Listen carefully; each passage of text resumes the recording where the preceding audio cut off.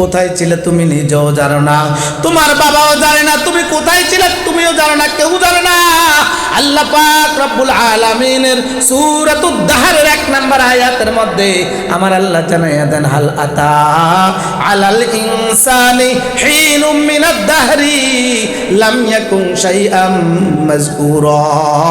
এই পৃথিবীর মানুষগুলারে শোনো, কিসের এত অহংকার করতেছো, কেন এত বাহাদুরি করতেছো, কেন এত অহংকার, এত প্রভাব প্রতিপত্তি কেন করতে আসো?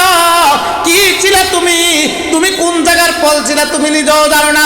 তোমার বাবা কোন দোকানের একটা এক কাপ চা খাইছে, কোন দোকানের একটা আপেল খাইছে, ওই আপেল থেকে অথবা ওই ফল থেকে আল্লাহ পাক রব্বুল আলামিন তোমার বাবার পেটের মধ্যে 1 ফোঁটা নাপাক পানি তৈরি করছে, এটা দুনিয়ার কেউ জানে না, একজন জানেন, তিনি কে?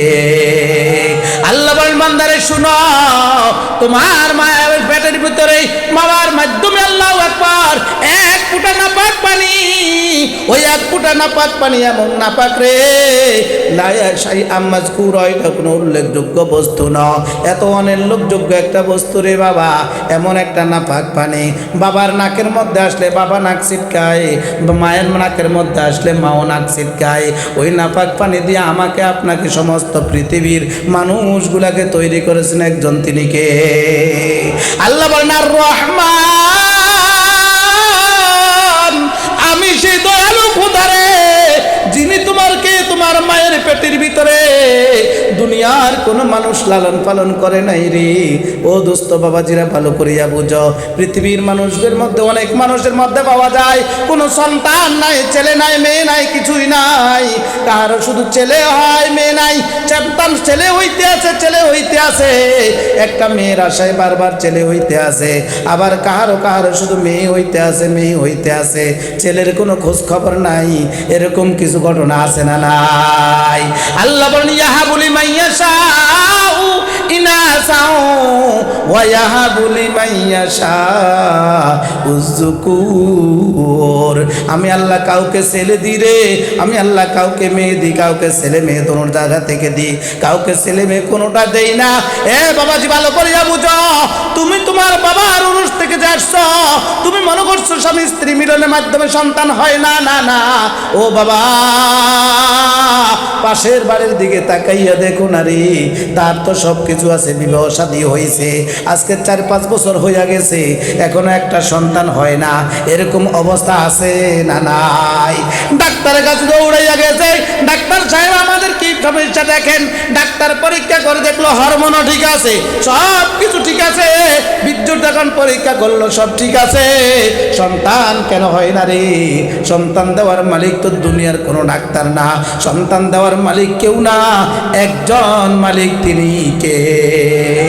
আল্লাহু আকবার, আল্লাহু আকবার। সন্তান তো দুনিয়ার কোনো ডাক্তার দিতে পারবে না, সন্তান তো কোনো বীর সাহেব দিতে পারবে না, সন্তান দিবেন একজন, তিনি কে? আরেকটু জোরে কোন, তিনি কে?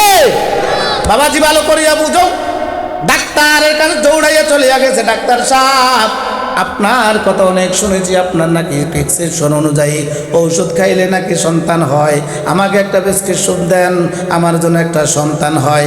ডাক্তার প্রেসক্রিপশন লিখে দিছে, যাও তুমি ওষুধ খাও। ওষুধ খাইছে, 1 মাস চলিয়া গেছে, পরের মাসে আবার গেছে, যাইয়া বলতেছে ডাক্তার সাহেব কই কোনো খোঁজ খবর নাই। আবার 1 মাসের ওষুধ দিছে, ওষুধ খাইতে আছে, আবার 1 মাস চলিয়া গেছে, এভাবে সময় যাইতে আছে 1 বছর পর্যন্ত ওই ডাক্তার প্রেসক্রিপশন অনুযায়ী ওষুধ খায়, মগর কোনো সন্তানের মুখ দেখে না। আল্লাহর বান্দার বান্দি দুজন যাইয়া ডাক্তারকে জিজ্ঞাসা করে, আপনার বিবাহ হয়েছিনি? বলো হ্যাঁ। আমার তো বিবাহ হয়েছে। বলে আপনার বিবাহ হয়েছে কয় বছর? বলে আমার বিবাহ হয়েছে 5 বছর। আপনার সন্তান কয়টা? আমারও তো একটাও নাই। কথা কয় না। ডাক্তার বলতেছে আমারও একটাও নাই। তাহলে ডাক্তারের সন্তান দিতে পারতো, তাহলে আগে নিজের সন্তান নিজে নিত। কথা কয় টাকা। ডাক্তার বলতেছে আমারও তো সন্তান নাই, তাহলে কোনো ডাক্তারের ক্ষমতা নাই সন্তান দেওয়ার। অমুক বাবার কাছে যাইলে সন্তান দিবে না রে বাবা, অমুক বাবা তোমাকে সন্তান দিতে পারবে না। অমুক হুজুরের কাছে পানি ভরা আনলে সন্তান হয়, মিছা কথা রে মিছা কথা। অমুক হুজুরের পানি ভরা সন্তান দিতে পারবে না। তাবিজ লাগাইয়া, গলার মধ্যে তাবিজ লাগাইয়া তাবিজের বারে উপর হইয়া পড়ে। এ দোস্ত, তাবিজের কোনো ক্ষমতা নাই, ক্ষমতা একজন, তিনি কে? আরো জোরে কয় না কে? ডাক্তারের ক্ষমতা নাই, তাবিজের ক্ষমতা নাই, একমাত্র একচ্ছত্র মালিক একজন, তিনি কে? আল্লাহ বলেন আর রহমান, আমি সেই দয়ালু খোদারে, আমি তোমার মায়ের পেটের ভিতরে তোমার বাবার এক ফোঁটা নাপাক পানি তোমার মায়ের রেহেমের মধ্যে দিয়া আস্তে আস্তে আস্তে আস্তে লালন পালন করতেছি রে। আমি এই জন্য রহমান। তোমার মায়ের পেটের ভিতরে 40 দিন পর্যন্ত ওই এক ফোঁটা নাপাক পানি রে ঘুরাইতে ঘুরাইতে সময় নিতে নিতে একটা আল্লাহু আকবার রক্তের চাকা হইছে। আবার 40 দিন ঘুরাইতে ঘুরাইতে ঘুরাইতে ঘুরাইতে আল্লাহু আকবার ওই রক্তের চাকাটা একটা গোস্তের চাকা হইছে। গোস্তের চাকার পর একটা আল্লাহু আকবার ভাস্কর্যের মতন হইছে। আল্লাহ বলেন ফাকাসাউনাল ইজাম আল আহমা, ওই ভাস্কর্যের চতুর্পাশ দিয়ে আমি আল্লাহ গোস্ত দিয়ে লেপেট দিয়া দিলাম। এরপরে তোমাকে রূহ দিয়া দিলাম। এরপরে তুমি একজন জীবিত মানুষ, তোমার মাও একজন জীবিত। জীবিত মানুষের পেটের ভিতরে একজন জীবিত মানুষ আছে, ব্যবস্থা করেছেন একজন, তিনি কে? আল্লাহ বলেন আর রহমান, আমি তো সেই দয়ালু খোদা রে, আমি তো সেই দয়ালু খোদা যিনি তোমার মায়ের পেটের ভিতরেই আস্তে আস্তে আস্তে আস্তে করে তোমাকে তিলে তিলে করে বড় করেছি, আস্তে আস্তে মায়ের উদরের মধ্যে লালন পালন করেছি রে। ও পৃথিবীর মানুষগুলো একটু বিবেকটাকে লড়াও না। কেমনে রে বিবেকটারে লড়াইবা? একটু দিলটাকে জিজ্ঞেস করো না রে। আল্লাহু আকবার, আল্লাহু আকবার। এই মায়ের পেটের ভিতরে তোমার কাশ হয়েছে, সর্দি হয়েছে, ওখানে ডাক্তার, দুনিয়ার কোনো ডাক্তারের ব্যবস্থা করে নাই, পৃথিবীর কোনো ডাক্তারের কোনো ওষুধের ব্যবস্থা করে নাই। একজন ডাক্তার ওষুধের ব্যবস্থা করেছেন, তিনি কে? আর রহমান, আমি তো সেই দয়ালু খোদা যিনি তোমার মায়ের পেটের ভিতরে আস্তে আস্তে করে তোমাকে লালন পালন করেছি, আস্তে আস্তে তিলে তিলে তোমাকে বড় করেছি। মায়ের পেটের ভিতরে তোমার খাবার দরকার, কি খাইবা? ও দোস্তরে ভালো করিয়া বুঝো, কি খাইবা, কেমনে খাইবা। তোমার খাবার দরকার, যেহেতু তোমার জীবন আইসা গেছে, খাবারের ব্যবস্থা করতে হবে। কই থেকে খাইবা? দুনিয়ার কেউ তোমার জন্য খানা পাঠায় নাই, তোমার বাবাও তোমার জন্য খানা পাঠায় নাই। বলেন দেখি, কোনো বাবা কি মায়ের পেটের ভিতরে খানা পাঠাইছে? কে পাঠাইছে? কে পাঠাইছে? কেমনে পাঠাইছে বাবা ভালো করিয়া বুঝো। মা যখন কনসেপ্ট হয়ে গেছে, যেদিন থেকে গর্ভ হইয়া গেছে রে বাবা, ওদিন থেকে মায়ের মাসিকটা বন্ধ হইয়া গেছে। মায়ের আর মাসিক হয় না। ওই মায়ের মাসিকের রক্তগুলা আল্লাহু আকবার, আল্লাহু আকবার, আমার নাবির তারের সাথে, মায়ের নাবির তারের সাথে মিলাইয়া দিছে।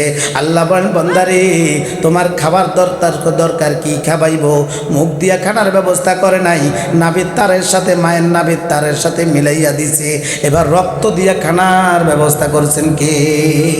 আহা, আল্লাহু আকবার। আল্লাহ তো কেমনে রে বলো, কেমনে? কাইফা তাকফুরুনা বিল্লাহি ওয়া কুনতুম আমওয়াতা, কেমনে রে আমার আল্লাহর নাফরমানি করো?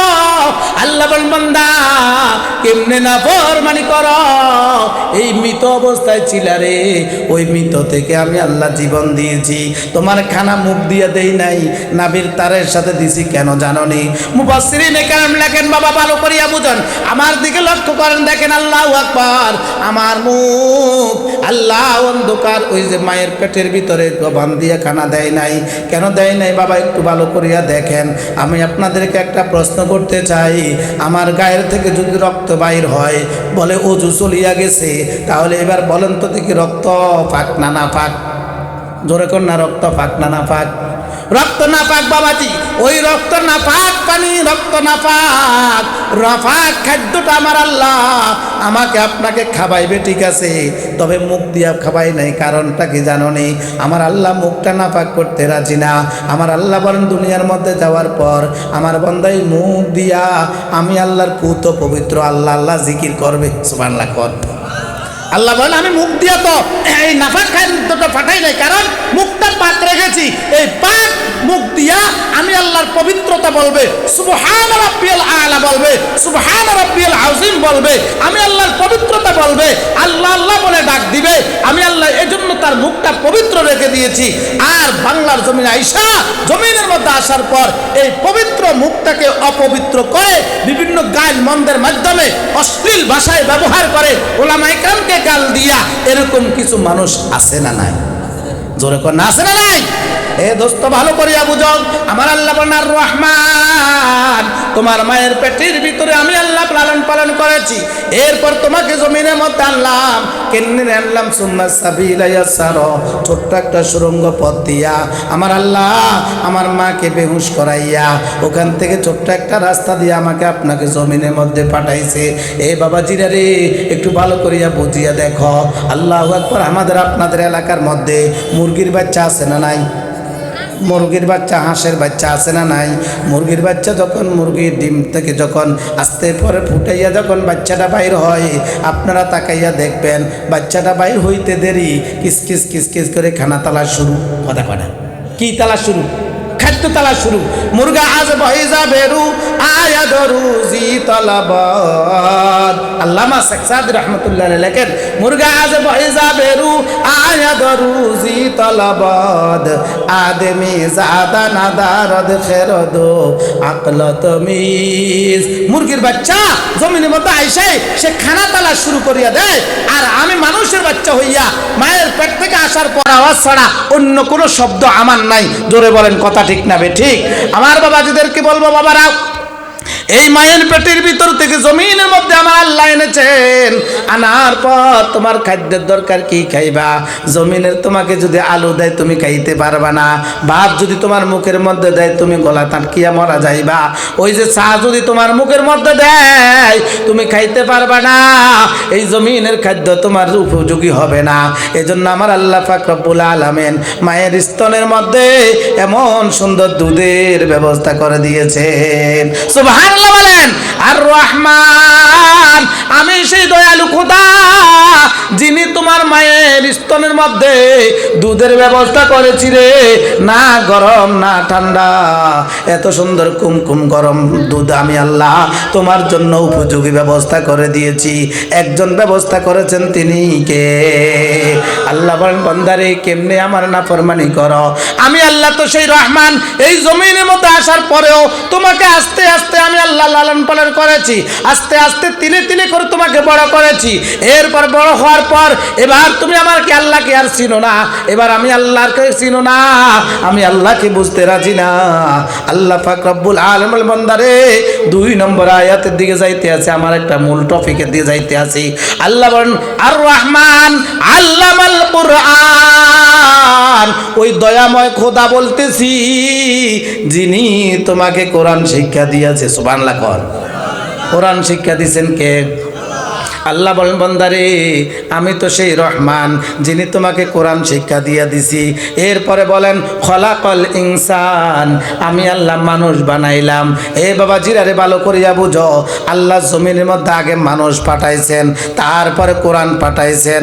তাহলে আল্লাহ পাক রব্বুল আলামিন আগে কোরআনের কথা কেন বললেন? কোরআন শিক্ষা দিয়েছেন, এই কথাটা কেন বললেন? এই কথাটা বুঝাইয়া এটা বুঝাচ্ছেন, কোনো মানুষ যদি গুণগত মানুষ হতে চায়, কোনো মানুষ যদি জৈবিক মানুষ থেকে গুণওয়ালা মানুষ হতে চাই, সত্যিকার মানুষ হতে চাই, ভালো মানুষ হতে চাই, স্ট্যাটাসওয়ালা মানুষ হতে চাই, ভদ্র মানুষ হতে চাই, তাহলে তার কোরআনের শিক্ষার বিকল্প নাই। জোরে বলেন কথা ঠিক না ঠিক? আল্লাহ বলেন আল্লামাল কোরআন, আমি আল্লাহ কোরআন শিক্ষা দিয়েছি। খলাকল ইনসান, এরপরে বলেছি মানুষ সৃষ্টি করেছি, মানুষ সৃষ্টি করেছি, পরে বলেছেন, আগে বলছেন কোরআন শিক্ষা দিয়েছি। কেন বললেন রে বাবা? মুফাসসিরিনে কেরাম লিখতে আছেন, কোন মানুষ যদি বাস্তব মানুষ হতে চায়, সত্যিকার গুণওয়ালা মানুষ হতে চায়, তাহলে তার কোরআনের সাথে সম্পর্ক লাগবে কি লাগবে না? আল্লাহ বলেন বান্দারে শোনো, গুণগত মানুষ কারা? যাদের সাথে কোরআনের সম্পর্ক আছে। আল্লাহু আকবার বলেন। যাদের সাথে কোরআনের সম্পর্ক আছে এরাই হলো গুণওয়ালা মানুষ। এবার আমি বাবাজিদেরকে বলবো, আমার দিকে লক্ষ্য করেন আমার বাবাজিরা, আল্লাহ পাকের নবী জনাবে রাসূলুল্লাহ সাল্লাল্লাহু আলাইহি ওয়াসাল্লাম গুণওয়ালা মানুষ বোঝায়।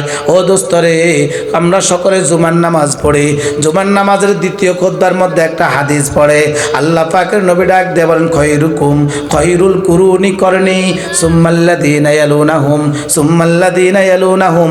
এরকম একটা হাদিস আপনারা শুনেননি? কথা কয় না। দ্বিতীয় খুতবাতে জুমার বয়ানে, জুমার নামাজের দ্বিতীয় খুতবাতে এই একটা হাদিস পড়ে, খৈরুল কুরুনি করনি সুম্মাল্লাযীনা ইয়ালুনাহুম সুম্মাল্লাযীনা ইয়ালুনাহুম। এটা আল্লাহ রাসূলের একটা হাদিস। এখন এটা আমরা তো শুনতে থাকি, অর্থটা তো কি জানি না। আমার বাবাজিদেরকে বলবো, শুনেন, আল্লাহ পাক ও নবী জনাব রাসূলুল্লাহ সাল্লাল্লাহু আলাইহি ওয়াসাল্লাম বলেন, কারা গুণগত মানুষ শুনো, আমি রাসূল সহ আমার সাহাবায়ে কেরাম যারা আছে এরা হলো পৃথিবীতে এক নম্বর গুণওয়ালা মানুষ। সুবহানাল্লাহ কয় না? এক নম্বর গুণওয়ালা মানুষ, এক নম্বর আসল মানুষ। খৈরুল কুরুনি, খৈরুল উত্তম, উৎকৃষ্ট, সবচেয়ে ভালো এই আমার সাথে যারা আছে, আমার সংস্পর্শে যারা আছে, আমার সাহাবী কেরাম যারা আছে, এরা হলো পৃথিবীতে সবচেয়ে উত্তম জাতি। এরপরে বলেন, আল্লাহ রাসূল বলেন, সুম্মাল্লাযীনা ইয়ালুনাহুম, সাহাবায়ে কেরামকে দেখে, সাহাবায়ে কেরামের জীবন পদাঙ্ক অনুসরণ করে যারা জীবন চালাইছে, যারা জীবন পরিচালনা করেছে, অর্থাৎ তাবেঈন যারা, এরা হলো দ্বিতীয় নম্বরের গুণগত মানুষ, দ্বিতীয় নম্বরের উন্নত মানুষ, দ্বিতীয় নম্বরের খৈরুন, উত্তম মানুষ, উৎকৃষ্ট মানুষ। এরপর আল্লাহ রাসূল আবার বলেন, সুম্মাল্লাযীনা ইয়ালুনাহুম, তাবেঈনদেরকে যারা দেখেছেন, তাদের পথ অনুসরণ করে, তাদের পদাঙ্ক অনুসরণ করে, তাদের জীবন অনুসরণ করে, জীবনটা পরিচালনা করছে, যেটাকে আরবি ভাষায় বলা হয় তবে তাবেঈন, এরা হলো উত্তম মানুষ। আল্লাহ পাকের নবী এই তিনটা বলার পর এবার ক্ষান্ত কইরা দিয়েছেন। আল্লাহু আকবার, আল্লাহু আকবার। আমি আপনাদেরকে বলতে চাই, এখন সাহাবীর যুগও নাই, তাবেঈর যুগও নাই, তবে তাবেঈনের যুগও নাই। তাহলে এই তিন যুগের উত্তম মানুষের কথা বলে গেছে, এরপরে যারা আসবে এদের মধ্যে কি কোনো উত্তম মানুষ থাকবে না? এদের মধ্যে কি কোনো গুণগত মানুষ থাকবে না? এদের মধ্যে কি সবাই জৈবিক মানুষ হয়ে যাবে? আল্লাহ পাকের নবী জনাব রাসূলুল্লাহ সাল্লাল্লাহু আলাইহি ওয়াসাল্লামকে এক সাহাবী আয়েশা জিজ্ঞাসা করে, ইয়া রাসূলুল্লাহ, ইয়া হাবিবাল্লাহ, তাহলে বলেন তো দেখি, কিয়ামত পর্যন্ত তো আরো বহু মানুষ আসবে, এই মানুষগুলোর মধ্যে কি উন্নত কোনো মানুষ থাকবে না? এরা কি গুণগত কোনো মানুষ থাকবে না? তা আল্লাহ পাকের নবী জনাব রাসূলুল্লাহ সাল্লাল্লাহু আলাইহি ওয়াসাল্লাম বলেন, না, থাকবে। কারা? খায়রুকুম মান তাআল্লামাল কুরআনা ওয়া আল্লামা। সুবহানাল্লাহ বলেন। আল্লাহ পাকের নবী ডাকলেন, এরা আমার উম্মত শুনো, ও আমার উম্মত, কিয়ামত পর্যন্ত যত মানুষগুলো আগমন করবে রে, সব মানুষগুলাকে জানাইয়া দিও, যারা আমার কোরআন পড়বে আর কোরআন পড়াইবে, এরা হবে পৃথিবীর মধ্যে এক নাম্বার মানুষ, এরা হবে গুণগত মানুষ, এরা হবে জৈবিক মানুষ আর হবে না, এরা চেহারা সুরতে মানুষ হবে না, বরং এরাই হবে সত্যিকার মানুষ, এরা হবে গুণওয়ালা মানুষ। একটু আওয়াজ দিয়ে বলেন না সুবহানাল্লাহ। যারা কোরআনের সাথে সম্পর্ক থাকবে, এ বাবাজি, আমি মুরব্বী বাবাজিদেরকে বলবো, এবার আপনি প্রশ্ন করতে পারেন, হুজুর আমি তো কোরআন মাজিদ পুরাটা পড়তে পারি নাই, এখানে আল্লাহ পাকের নবী জনাব রাসূলুল্লাহ সাল্লাল্লাহু আলাইহি ওয়াসাল্লাম পুরা কোরআন মাজিদ পড়ার কথা বলে নাই। আল্লাহ পাকের নবী বললেন, খায়রুকুম মান তাআল্লামাল কুরআনা ওয়া আল্লামা, কোরআন শিখে এবং শিখায়, এদের মধ্য থেকে এরাই হলো সবচেয়ে উত্তম। এর মাঝ থেকে কোরআন মাজিদের আয়াতের মধ্য থেকে একটা সূরা পারেন, একটা আয়াত পারেন, নিজে পড়েন অথবা পড়াইলে এরাই উত্তম হয়ে যাবে। সুবহানাল্লাহ। আমি এবার আপনাদেরকে বলি, সূরা ফাতিহা আমরা পারি না? কথা কোন? সূরা ফাতিহা পারিনি, সূরা ইখলাস পারিনি, তাহলে সূরা ফাতিহা কোরআন মাজিদের মধ্যে আছে না নাই? জোরে কোন আছে না নাই? সূরা ইখলাস, কুল হুয়াল্লাহ সূরা কোরআন মাজিদের মধ্যে আছে না নাই?